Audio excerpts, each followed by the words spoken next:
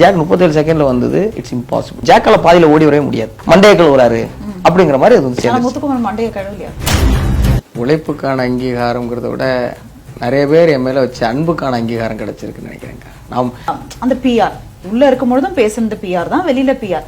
ஆனா உங்களை பொறுத்து உள்ளே உங்களுக்கு நிறைய பேர் பிஆரா இருக்க, உனக்காக தான் பேசிட்டு இருக்கோம், உனக்காக தான் சண்டை போடுறோம் அப்படின்னு சொல்லும் பொழுது இது உங்க மைண்ட் அஃபெக்ட் பண்ணுச்சா? இல்ல ஃபர்ஸ்ட் இதெல்லாம் வந்து நீங்க எப்படி பாத்தீங்க?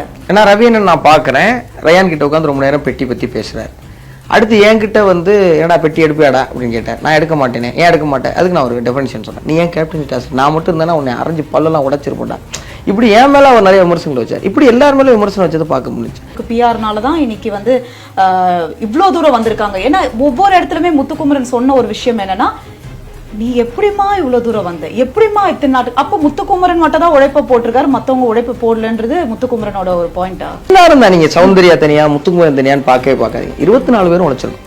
அதே டாப் எட்ல வந்தவங்க கூடுதலா உழைச்சிருக்கோம். நீங்க உள்ள ஏதாவது பண்ணாதானே வெளில ப்ரொமோட் பண்ண முடியும். நீங்க உள்ள ஒண்ணுமே பண்ணலைன்னா எதை வச்சு ப்ரொமோட் பண்ணுவீங்க? சோ முத்துக்குமரன் ரொம்ப கான்ஃபிடென்ட்டா இருந்தீங்களா? கண்டிப்பா கப்ப ஜெயிப்போம். முத்து பொறுத்த வரைக்கும் வந்து அந்த மைண்ட் கேம், யார்கிட்ட எப்படி பேசி ஸ்விட்ச் ஆன் பண்ணோம் ஆஃப் பண்ணோன்ற ஒரு mind game is very very important for big boss. நான் அதை உண்மையா பாராட்டுறேன். ஆமா, இந்த ஸ்ட்ராட்டஜிங்கிற வார்த்தை வந்து இந்த சீசன்ல முத்துக்குமரன் அப்படின்னா ஸ்ட்ராட்டஜின்னு வச்சுட்டாங்க. ஸ்ட்ராட்டஜிங்கிறது ஏதோ ஒரு கெட்ட வார்த்தை மாதிரி இந்த சீசன்ல பார்க்கப்பட்டுச்சு. முத்துக்குமரன் எல்லாரையும் வந்து மண்டையக்கள் வராரு அப்படிங்கிற மாதிரி அது வந்து. முத்துக்குமரன் மண்டைய கழுவலையா? எப்படிக்கா நீங்க கழுவ முடியும் மண்டைய? அவங்க நான் குழந்தைங்களா? நான் பால்வாடியில் டீச்சராக போயிருக்கேன். ஜாக் 37 செகண்ட்ல வந்தது. It's impossible. எனக்கு ஜாக்கை பத்தி நல்லா தெரியும். ஜாக்கால பாதியில ஓடி வரவே முடியாது. இங்க தோணுது யாரு, இவனை தூக்கி வெளில வச்சுட்டா போதும்டா அப்படின்னு நினைச்சீங்களா?